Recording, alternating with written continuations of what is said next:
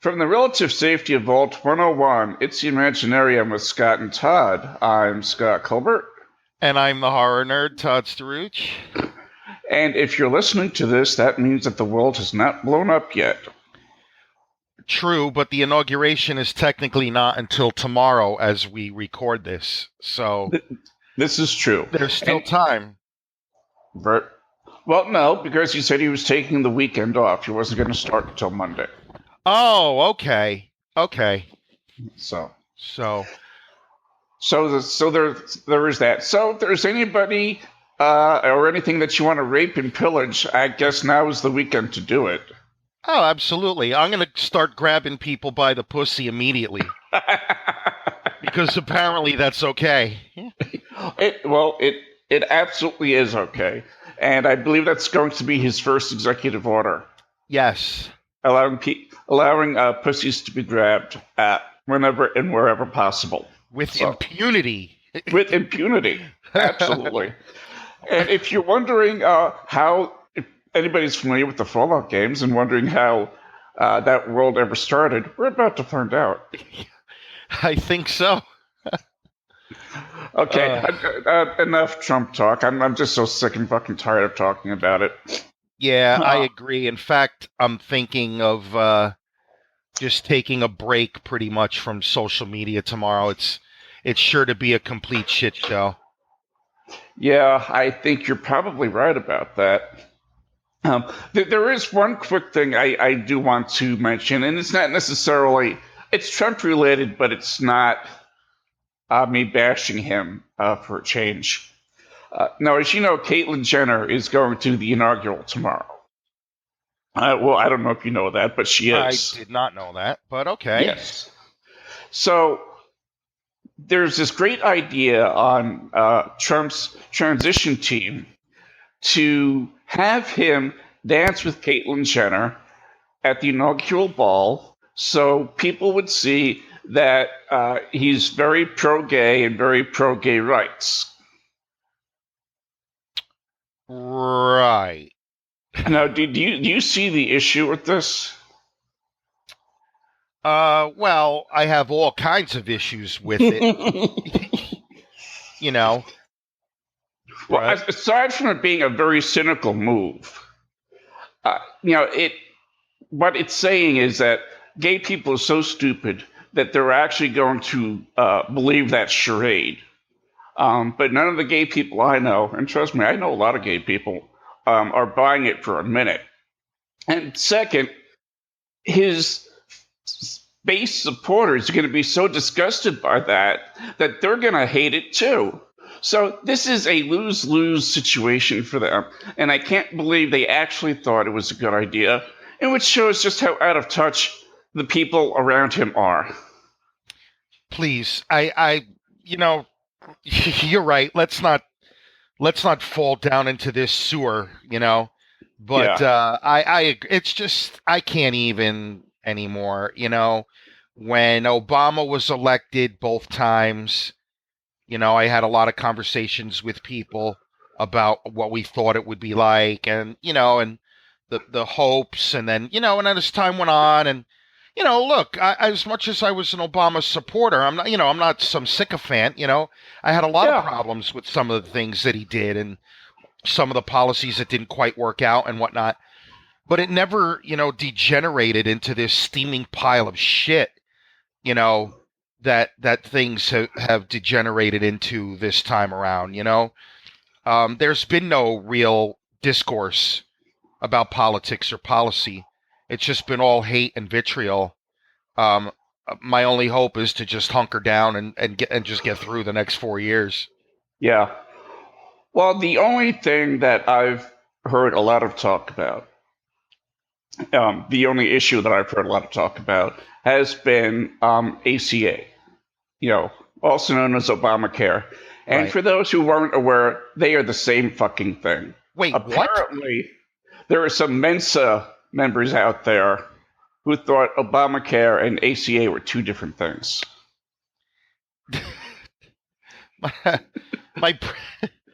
My brain hurts just thinking about it. I know.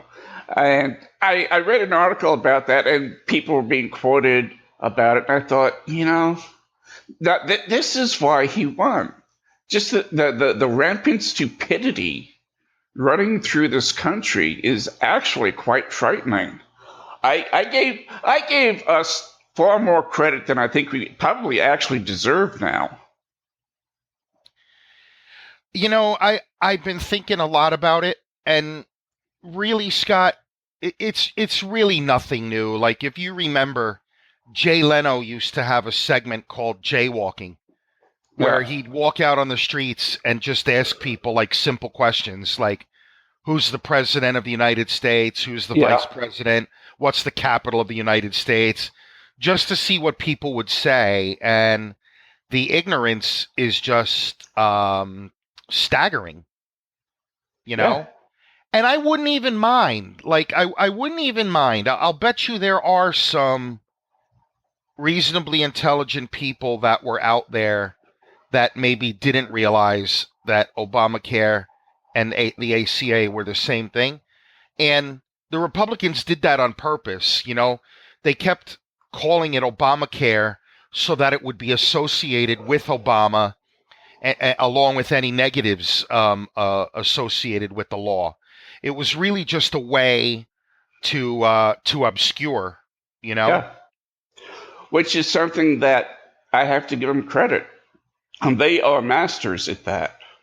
They are absolute masters at that craft of obscuring and getting people to believe what's not true. Exactly. Oh, and before I forget, hopefully you've barricaded your doors and windows because time is running out for Obama to come and take our guns and throw us into FEMA camps. So I am not going to let that happen. Just so Well, you know, I am hunkered down. well, since he's so pro gay marriage, I'm hoping that he'll force me to marry somebody. Yeah, maybe. Because that's about the only way I'm going to get married at this point. I'm not getting any younger. But to go back to ACA for just a minute, Yeah, yeah. and I was going to talk about this anyway, and I said this on Facebook. Um, and, I don't like necessarily talking about it. I mean, I talk a lot about health stuff, but I don't harp on it because at this point in my life, everything that's wrong with me, it is what it is. And it just doesn't really, do me any good to keep, whining or moping about it. But, I'm diabetic. I have peripheral vascular disease, major depression recurrent, high cholesterol, COPD. I take 14 different pills a day, and I have 2 different inhalers. And the total for all of that is about $650 to $700 a month, depending on what pharmacy I go to. So if my insurance is cut, which I was only able to get because of ACA, I'm fucked. And I'm not the only one. Kyle Fulton has talked about it, and he's going to be fucked, and as well as 20 million other people. And if they want to change it, if they want to replace it, and at least allow me to keep what I have, that's fine. But to repeal it with absolutely nothing in place, and I'm not talking about vouchers or a fucking medical savings account or anything like that. I mean, something that's actually useful. I wouldn't have a problem with that, but I think it's important for people who want to see the ACA remain, or at least the bulk of it remain, to contact their senators and their representatives and to let them know that they support the ACA and Obamacare. And that's what I've done, and that's what I've urged others to do. And hopefully, maybe they will listen. Because I just read a statistic today that the approval rating for ACA is the highest it's ever been. And I think it was at 62 or 63%. Which is interesting because, if you if I were to scroll way back through my Facebook newsfeed, I would see so many people, bitching about it and how it was an abject failure.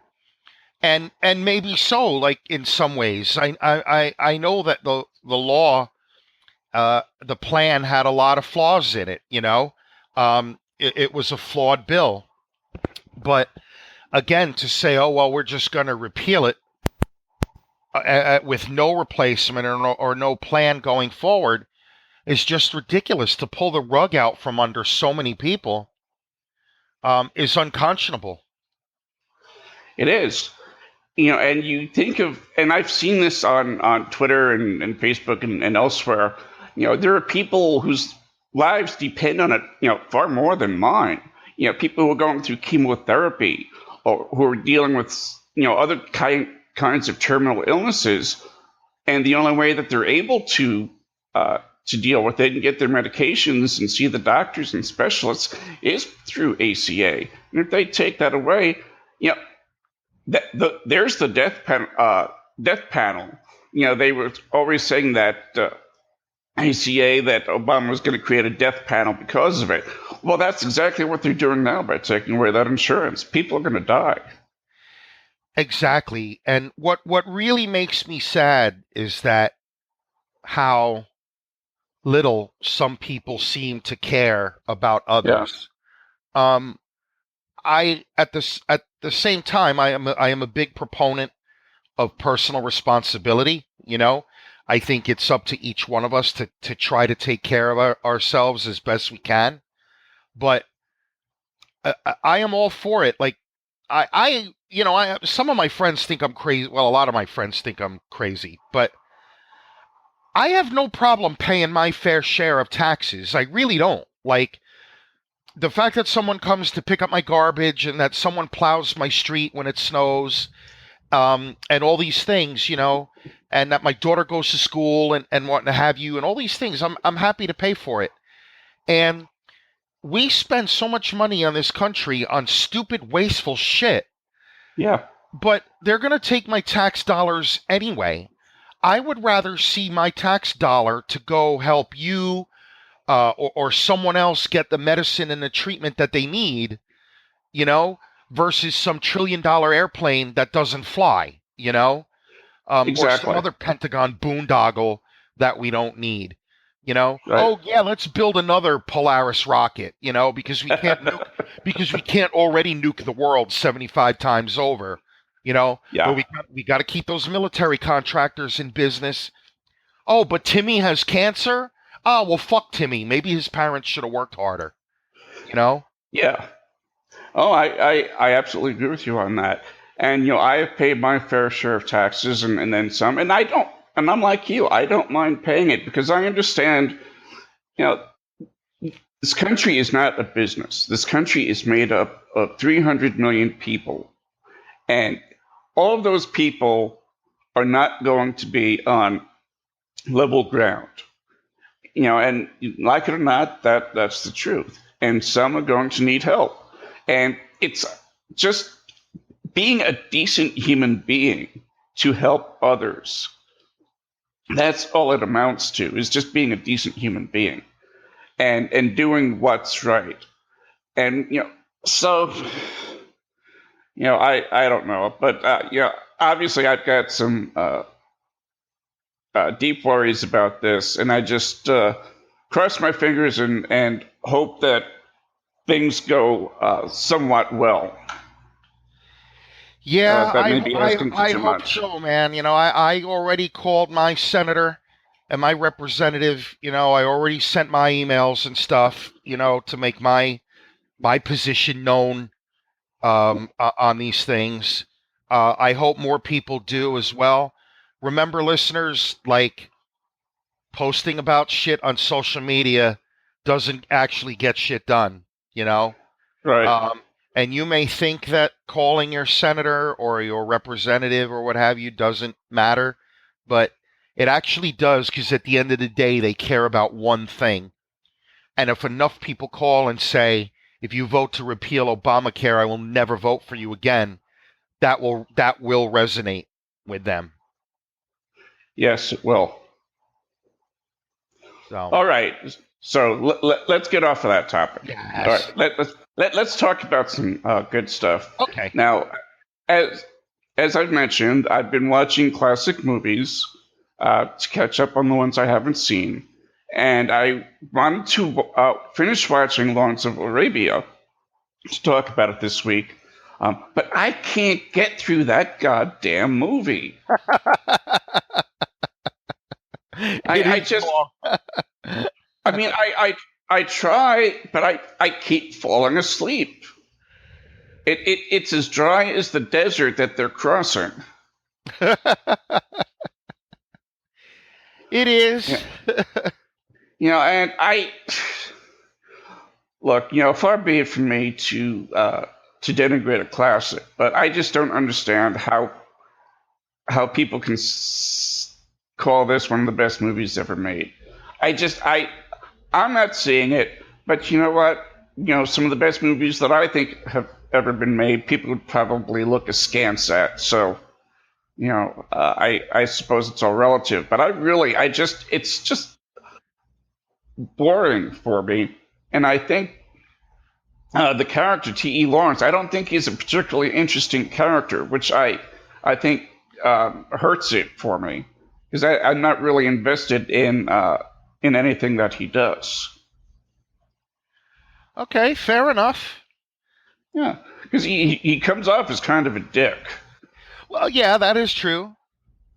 And so it just, that's just my take on Lawrence of Arabia. And if you like it, fine. I don't. So, there.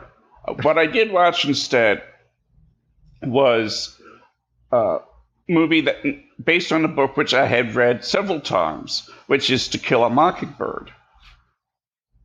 Okay, okay, I can't wait.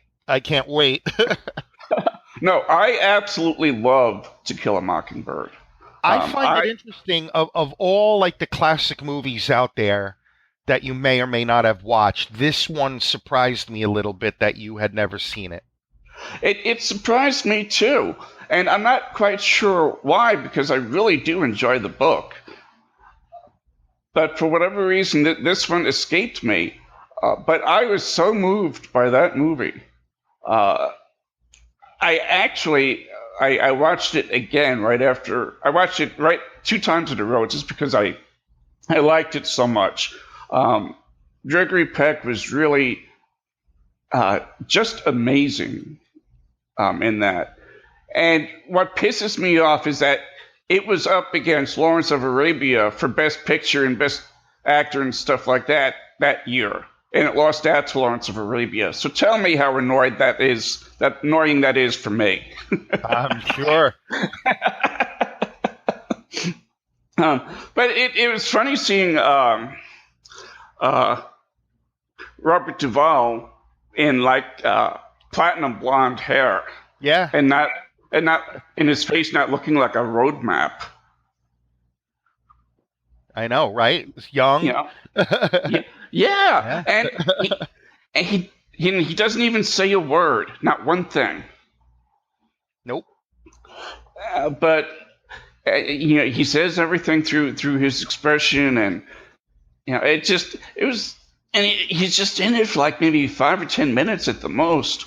But it's such a powerful performance. I really do, and it's just beautifully shot. Obviously black and white. I can't get over that movie, and I really wish I hadn't waited this long to see it. Yeah, I mean it's Gregory Peck. It's definitely a performance for the ages, and you know what? We were talking about lists, and Atticus Finch was listed as the #1 greatest movie hero on the AFI Top 100 Movie Heroes list. That's how widely regarded this movie is. He definitely deserved his Best Actor Academy Award. Oh, absolutely. And the kids in it were really good too. Now, interesting little tidbit. The kid who played Dill grew up and ended up dying from AIDS in the early 90s. And his character was supposedly based on Truman Capote. Although I would imagine Truman Capote was a good deal odder than what Dill is portrayed as in the movie. Huh. I did not know that. Yes. And there had always been talk that Truman Capote had actually written To Kill a Mockingbird. And, I wasn't quite sure if I believed that or not, but there are passages in To Kill a Mockingbird that sound very Capote-esque. That really is very reminiscent of his writing. And then I thought, you know what? Knowing Truman Capote, if he had actually written it, Dill would have been the star of the book. Yeah, you're probably right. Everybody else would have taken a back seat, and Dill would have been front and center. That's just kind of how he was. So I don't think that he wrote that. But Dill was kind of an interesting character. Yeah, absolutely. Now some of these movies I haven't watched in a really long time. So I think I need to go back and watch it again. You should, and I hope that the people who are listening who may not have seen it or who haven't seen it for a long time go back and watch them, because it's true artisan filmmaking. It's just the kind of stuff we won't see the likes of again. Exactly, and I was thinking about something. We'll talk in a few minutes about the film festival I was at over the weekend, but I spent the whole weekend talking with people about movies, and something I thought of today when it comes to movies and music. I wonder, like, the more that time goes by, the more some of these things will be forgotten. Like, guys like you and me, we still know these movies and we're fans of the golden era. But I have several friends who have, like, flat out told me, "Oh, I hate old movies. I never watch old movies," and they're really missing out. I mean, so, and then I asked, well, what do you consider an old movie? And for some people, like, they anything older than like 10 years, they don't even bother with. And to me, it's just really sad, that I ask people, you ever seen To Kill a Mockingbird? And they're like, what, a what? And they have no idea what I'm even talking about. Yeah. It's a shame. And, they were talking about that in one of the movie groups that I belong to. And, the differences in, the older movies and movies today. And, I was thinking, there are all of these characters that we can recollect. Certainly Atticus Finch from To Kill a Mockingbird, Travis Bickle from Taxi Driver, the Al Pacino character from Dog Day Afternoon, the Corleones from The Godfather, Carrie. I could go on about all these characters that have, been burned into the American psyche. But if I think of movies in the last 20 years, I can't really think of any characters that have that kind of sustainability. Yeah, I'd have to really, really think about it. Yeah. I'd have to really think about it. Huh. Yeah, and I thought about that long and hard, because I knew I was going to bring that up today, and I wanted to make sure that I wasn't just purposely forgetting anything. But I honestly could not really come up with any character. Jigsaw, maybe, from the Saw movies. Well, let's see. How far back would we even go? Maybe this one doesn't count because many different people have played it, but like James Bond, maybe? Yeah. Huh. Yeah, you're right. I'm trying to think of, like, recent ones. You got to go back pretty far. Like when you think about Clint Eastwood as Dirty Harry. Um, even like maybe a silly one like Marty McFly. People Yeah. know what Marty McFly is. Huh. Well, yeah. I mean, he's an iconic character. Yeah. And that was still the late '80s. Huh. I think. When did that come out? It was '80 something. Uh, Back to the Future. I don't know. 1985. 1985. The magic of the interwebs. Well, see, and it's and I'm sure there's probably something around the '90s, early '90s, if I really thought about, and it would probably be somebody from a David Lynch movie, or if I could say, but this is more maybe of a cult pick, but Kathleen Turner's character in Serial Mom. Yeah, maybe. Yeah, but again, like I said, that's more of a cult thing than anything else. So, but it's interesting, that somehow we've gone away from character-driven stuff, because honestly, all the movies and the characters that I listed were character-driven pieces. And what we have today, isn't necessarily character-driven pieces. They're more props to tell a story, and we very rarely get to see very complicated characters anymore. And not only that, but like they tend to change. Like now, you have my brain like racing when I think about like all the big popular movies. Like 20 years from now, what are people going to talk about? Like the dude that played Thor, Yeah. Even in a movie like Spider-Man, we're now on our third recent incarnation of Spider-Man. Yeah. Between Tobey Maguire, Andrew Garfield, and now Tom Holland. So you don't even have consistency there. Like, okay, James Bond has had many people play the character, but it's over 50 years, Yeah. and it's an iconic character, so it's sort of bigger than the actor. Yeah. Now you're And going to make me think about this, like characters, like recent iconic movie characters. I would say maybe within the last 20 years.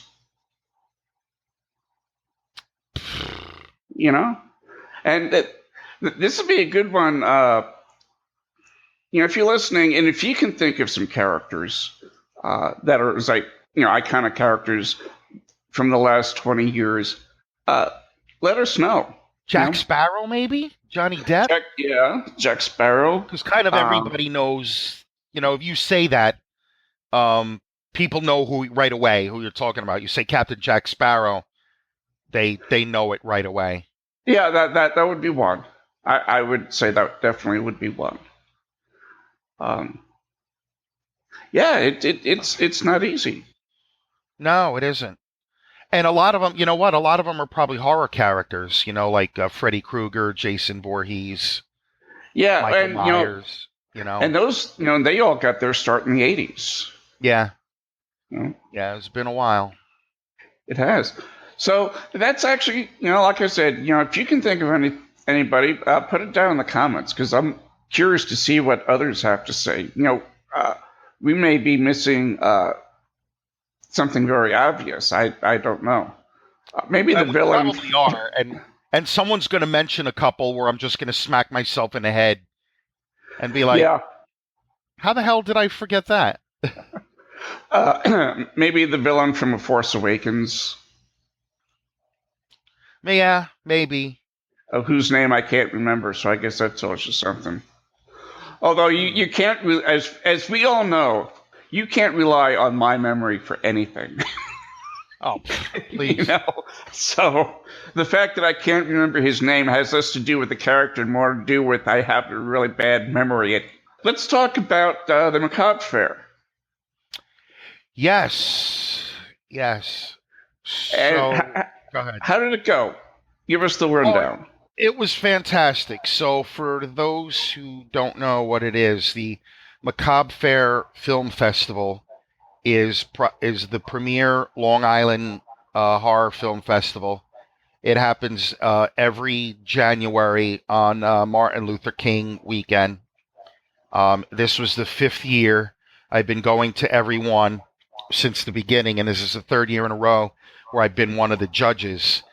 And it's just a full weekend of filmmakers and film fans getting together to screen independent films, and talk to the filmmakers and the actors and actresses. And then Saturday night, we have red carpet photos and interviews. And then we have a red carpet party where the awards are handed out and there's entertainment and mixing and mingling and networking. It's just fantastic. I had a blast again. I met so many new people. As one of the judges, it's great because I get to actually watch all the films. Normally, when you go to a film festival, there's so many films screening that you have to pick and choose. And I feel bad for the people who are running around trying to figure out which movies they want to watch. And I'm like, ha ha ha, I got to see all of them,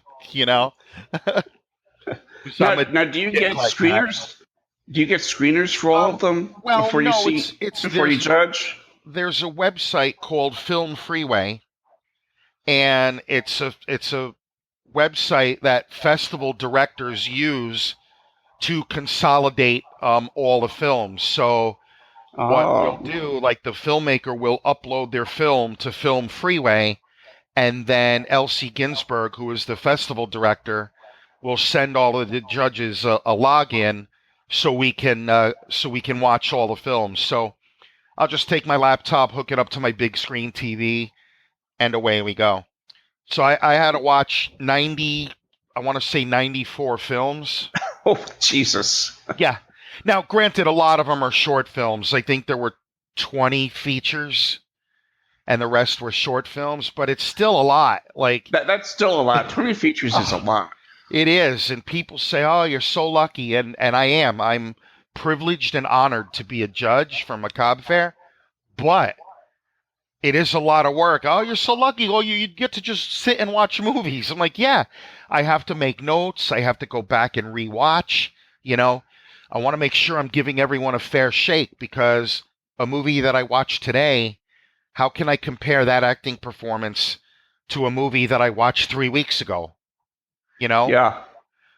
So, yeah, it's a challenge, but it's a ton of fun. And this time around was the toughest one ever, because there was so much good work that was submitted that I agonized over my decisions, Yeah.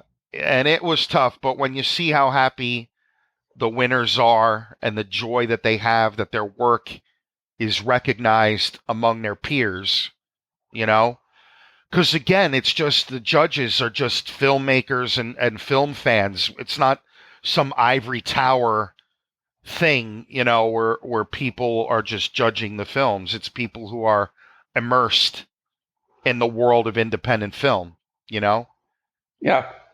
So weekend was just great. I mean, a lot of funny moments. On a Friday night, we roasted our good friend, the Thomas Ryan. And I can only imagine. Skewered him good. We skewered him good. Although I must say, and I know that my friend Manny Serrano does listen to our podcast. He was one of the roasters, and he seemed to have missed the point because he came after me pretty good.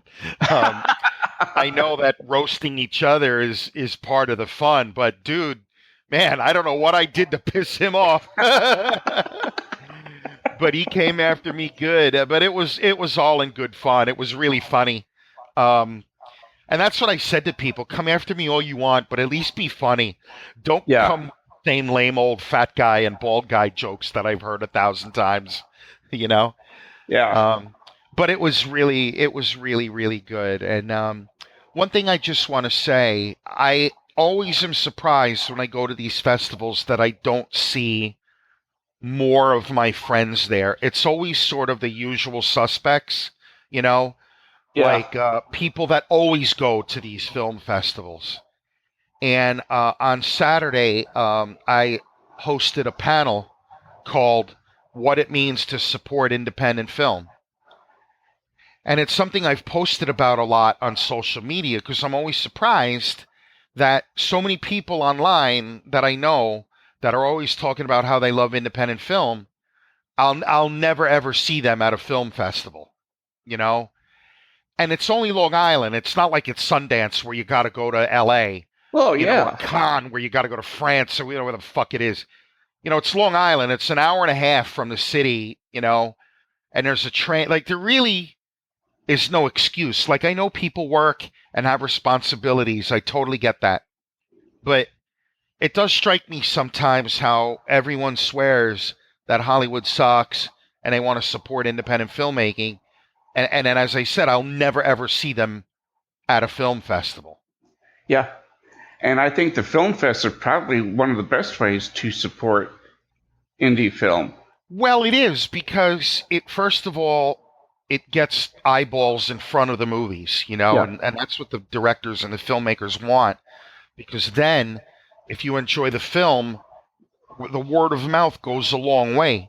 So when that film is eventually released, whether it be on DVD or video on demand or Netflix or what have you, friend will tell a friend will tell a friend will tell a friend, hey, you got to check out this movie, Um, and it's also just a great way to interact with the filmmakers. They love to talk about their films.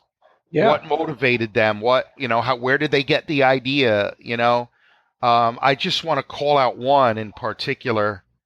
There was a short film that I watched called Penitence, written by, I hope she doesn't kill me for phrasing it this way, but an older woman named Carol Conley, and it was her very first film. And she won Best Director for a short film because this Wow. film was so amazing. So, and just seeing like the joy on her face, and I got to talk to her so many times throughout the weekend, and she was just so happy and so pleased that everyone liked her film. People are missing out, like, by not coming to these things and seeing these films and stuff. They really are missing out. You can complain about Hollywood all day long, but if you're just sitting home bitching about it, it's not going to get you anywhere. Even if you can't make it to a film fest, now as much as I would love to and wanted to get to Macabre Fair this year, I live on the other side of the country, and there's a lot of barriers for me to get out there.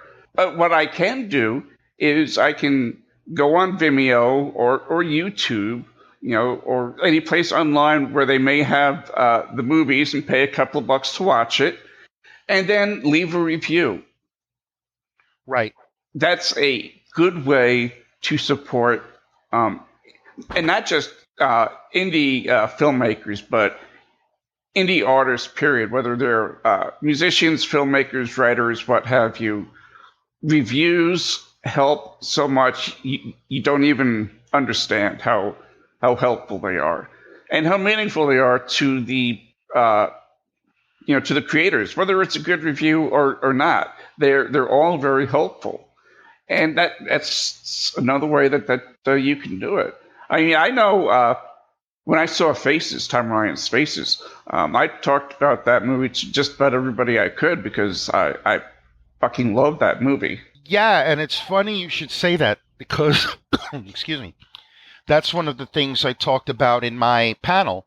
Is too often when people think, what does it mean to support indie filmmaking? People immediately think about money, and part of that is deserved because there's so many crowdfunding campaigns in front of our faces all the time. Um, it gets hard, when you're just constantly asked for money, support my film.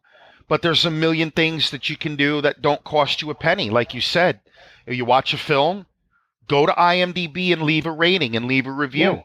When filmmakers are trying to get distribution, people, distributors will, for better or for worse, will look at the IMDb ratings and we'll read the reviews and to help determine is this a film I should distribute or not.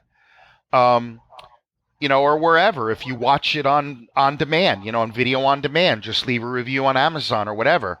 It costs you nothing, just a few minutes of your time. More people don't do it.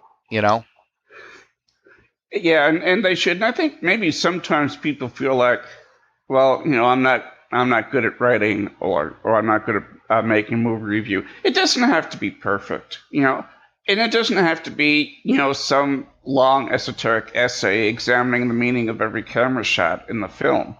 Just I liked it. This is why I liked it. I thought so and so did a good job, and this is what I thought could have been better, or something about it I didn't like. That's all. It doesn't have to be complicated. How was Wrapped? How did the reception for Wrapped go? Well, the first screening of Wrapped, from what I was told, went over really well. I wasn't there because I was helping do red carpet interviews. I had brought someone with me to do interviews, and I was manning the camera. So unfortunately, I missed the first screening of Wrapped. But according to Russ and Tom, it went over really well. And I am a little upset, I must say. Apparently, there's a lot of people in the world that want to see me dead. Because apparently my death goes over really well in the movie. So I'm not quite sure how I feel about that. And the same thing happened the next day when I sat in on the screening. I'm like, wait a second, what's happening here? Too many people applaud when I get killed. That's funny. Yeah, like wait a second. But as long as it's, people are reacting to it, and are having fun watching it and enjoying it, Russ Hackett and Jerry Janda did a great job writing the film, and Tom directing, and Mark Boutros doing the cinematography, which just a quick shout out to Mark Boutros. He won an award for best cinematography for a movie called Impervia that he worked on. So kudos to Mark Boutros for that, and congratulations to him. So many people that I know won awards. Manny and Lindsay won awards for their feature film Theta States.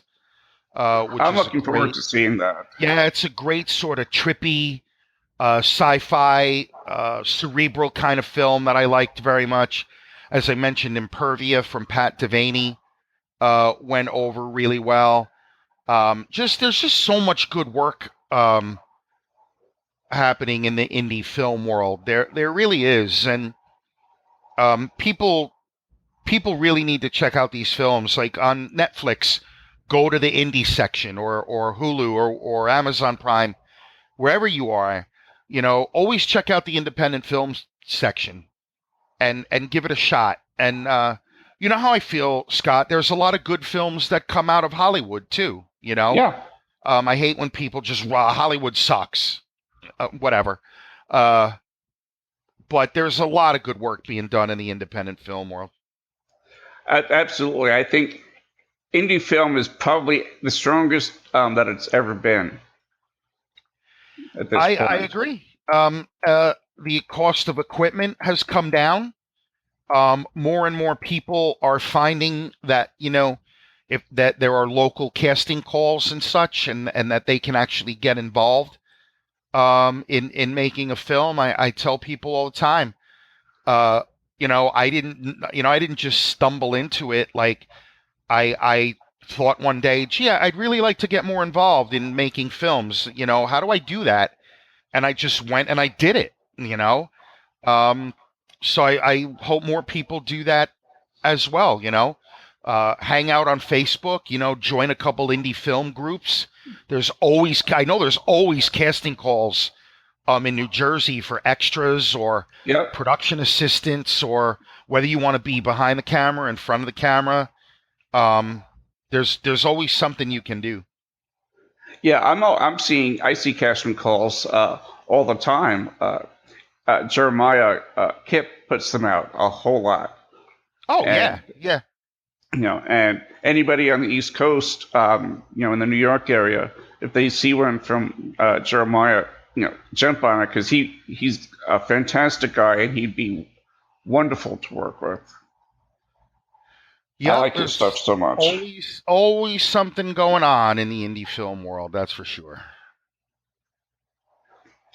Well, I really hope I get a chance to go to a macabre because I really not only just love to meet everybody because it just sounds like fun.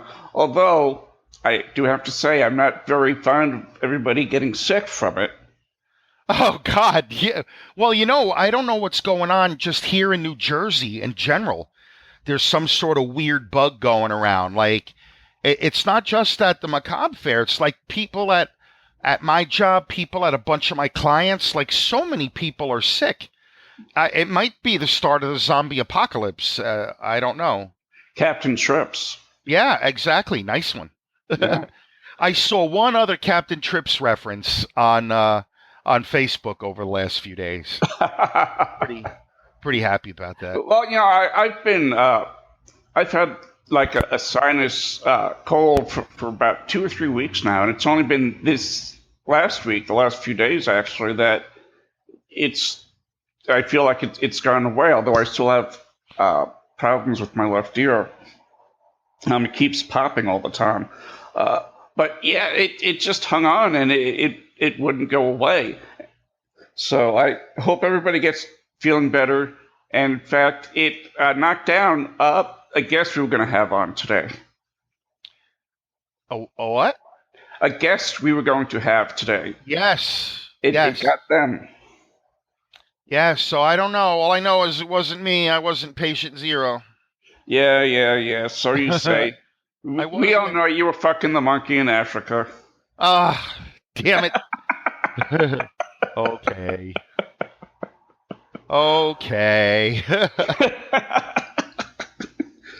All right. Well, here's a couple of indie movies to avoid. Now, one of the websites that I frequent quite a bit is bloodydisgusting.com. Because I like a lot of the articles there. They're generally well written, and it's a fairly well respected horror site. So I like going there. But recently, over the last week and a half or so, they gave 2 positive reviews to a couple of movies, and I thought, well, let me check them out. And one is simply the worst movie that I've seen this year so far, and I don't think anything is going to top how bad it is. And the second isn't much better than that. So I am not going to pay attention to reviews from bloodydisgusting.com anymore because I can't trust them. I'm getting too old to waste 90 minutes at a time of my life watching bad shit. But the first one is Pitchfork. And Pitchfork, and now here's the setup for Pitchfork. Kid from a small town goes off to college. And he's coming back home after telling his parents that he's gay. And that he hasn't seen them face to face since he's told them. I guess over email or whatever. And of course his father is, your typical angry homophobic father, and the mother is one of these ditzy, understanding type mothers. So, of course, when you're going into a situation like that, the one thing that you want to do is bring 6 of your most obnoxious friends with you, which is what they do. And this movie, it relies on so many stereotypes. And bad stereotypes at that. It's like all of his friends were from the Jersey Shore. I mean, they were that annoying. And, the family, well, they don't actually last long, fortunately. Are just as bad stereotypes of, small town folks. So you've got this going on. And then in the middle of this movie, or actually towards the beginning of it, for no particular reason whatsoever, there's a 6-minute dance sequence of country dancing, line dancing. Yeah. And it goes on and on and on. And you know you're in trouble when one of the first deaths you see is a pitchfork shoved into a guy's back, but the blood comes pouring down his face. That's awesome. Yeah, isn't that a good trick? That's awesome. And it just the acting, aside from the guy who played the gay character, the acting was really all over the place, and by all over the place I mean bad. And the writing was really, really bad. I mean, cringeworthy bad. I'm not sure why I didn't turn this off, but I guess I kind of wanted to see the backstory for the train wreck factor. Yeah, look away.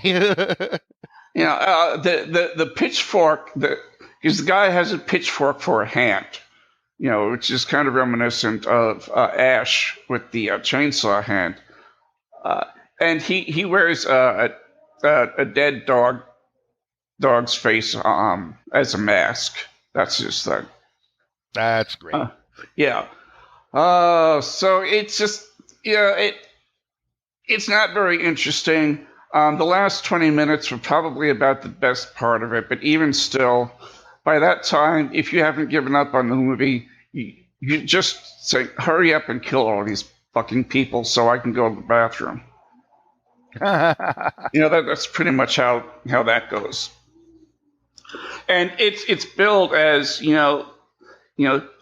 Pitchfork is billed as, the Jason or the Freddy for a new millennium. Well, if that's the case, then horror is doomed. Wow. Yeah. Yeah, so that's my take on Pitchfork. Now, the next one, I know other people have liked it, but I love the concept, and it's for Abattoir. And without really giving anything away, this guy is building a house made of rooms where people have been murdered. He finds out that murders occurred in one house, so he actually takes the room out of that house and starts building this other house with all these rooms, and it's a great premise surrounded by a really bad plot. Wow. The lead character, she's a journalist, and she's searching for her real birth mother, and she's got an ex-boyfriend who thinks he's out of some kind of Sam fucking Spade novel, some Mickey Spillane novel, because he talks like that, and he has a look, and I'm like, what century am I in?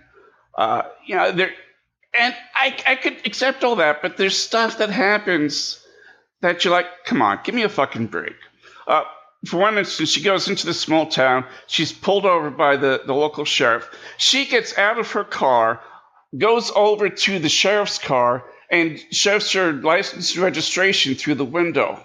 Now, even in a small town, I know enough not to do something like that. Wow. And he acts like it's nothing. And then he says, "Go ahead and have a seat in the back while I go through this." And there's a lot of stupid behavior. I've talked about stupid behavior before, and this is just stupid behavior to advance the plot. It makes no sense whatsoever, and it detracts. But again, kind of like Pitchfork, the last 20-25 minutes are really good. And I will say it has the best representation of ghosts that I think I've seen in a movie. And it's really some creepy stuff in the last 20-25 minutes. So if you watch Abattoir, skip the first hour or so because you're not going to miss anything because you won't really care. And and the whole reasoning behind why this house is being built is just really kind of stupid. But go for the last half hour, and that'll keep you satisfied. This would have made a great short movie, but it makes a bad full-length feature. Interesting you should say that, because one thing that my filmmaker friends and I talk about a lot is when someone does have a really good idea for a story, and then because they're enamored with the idea of shooting a film, they try to stretch a short film into a feature film. Yeah. And that, like, to your point, now you're an hour in and you're like, oh God. And then like the last 10 minutes, it sort of redeems itself. Yeah. And you're like, well, but why was there, 40 minutes of filler, of absolute bullshit, Yeah, and if it was entertaining or interesting, I wouldn't have even minded it because let's face it, a lot of the the early slasher stuff, Friday the 13th and Halloween had a shitload of filler. Oh yeah. So I don't mind filler if it's done well and if it's somewhat interesting. But in those movies, I can't say the characters in Friday the 13th because they weren't all that interesting. But there was something about them. They seemed more real than the characters did in Abattoir. But I understand that. I've written some short stories that I really that I wanted to fill out into novels, and I thought, no, you know what? That's just the Stephen King route. Maybe about 20 minutes, 20 pages of a good story, and 700 pages of filler. I don't want to do that. Yeah. So.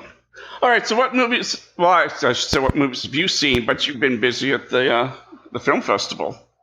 Yeah, I haven't really watched any movies recently. I have been binge watching, or I should say, rewatching Star Trek Voyager. So I'm in the middle of season 5 because I watched it. How is it holding up? In some ways it really does, and in some ways it doesn't. Some of the effects are really cheesy by today's standards. Yeah. But then I look back and go, well, back then I thought that was the coolest fucking thing I'd ever seen. Yeah. So, in some of the plots, they rely a little too heavily on some time travel stuff and whatnot. And one thing that always, and I know we're running up against the clock here, so I'll just make this really quick. It always pissed me off how they treated the holographic doctor as if he was a real person. Really? He's a computer program, okay? Like, let's be realistic. Like, doctor, we want to be sensitive to your feelings. I would have been like, fuck you, doc. One more wise ass remark out of you, and I'm rewriting your program, and they're going to turn you into a little girl. Like, honestly, like, they really took it too far. Like, towards the end, they were like, well, doc, you really do deserve your own quarters. What? I'm going to tuck my laptop in tonight, when it goes to sleep. So this way it feels like it, it always made me crazy with the doctor. Like that they treated it like a real person. I get Starfleet values and, where they're supposed to be enlightened. But at the end of the day, he's still just a hologram. Yeah. It's a bunch of computer subroutines, No, I absolutely agree with you. Now, that's for, if you want to, I suppose, talk about political correctness in Star Trek, is where that probably goes a little bit too far. Yeah, and one thing I thought of, that in Voyager, full well that the captain is a woman, because if Captain Kirk had been the captain of that ship, he would have immediately ordered that the holographic doctor be rewritten as some buxom female wearing a bikini. Like, Doc, I think I pulled another groin muscle. You might want to check it out. That would certainly be preferable for him than Dr. McCoy. Yeah, absolutely. Like, oh, Dr. Helga. Inga? Yeah, like, I think I need another massage. Oh, do your anal glands need to be massaged again? Yeah. Oh my God, they did not use those holodecks to their full potential. I'll tell you that much. Well, they probably did. They just didn't show it. Well, yeah, maybe. I'm sure there's a porn parody of it somewhere where they used it. There has to be. There has to be. And you know full well I'm going to be looking it up in about 3 minutes. Yes. I would be disappointed in anything else. Oh, boy. Okay. All right. Well, right, then. That is our show for this week. And hopefully we'll be back next week if the world doesn't blow up. I think we may need to just have a weekly count. 2 weeks without the world being destroyed. Yeah. We'll have one of those OSHA, like one of those OSHA plaques, days without incident. I like that. Yeah. All right. Well, and as I said before, if you know of any characters from the last 20 years that are iconic characters like Atticus Finch or the Corleones from The Godfather or Travis Bickle from Taxi Driver, those types of characters, drop a line in the comments because we're both really curious about if we're missing something. Yes. And we may very well be. So please bring it to our attention because we really do want to know if there's any characters worth remembering from the last 20 years. And until then, may all of your journeys be filled with pure imagination.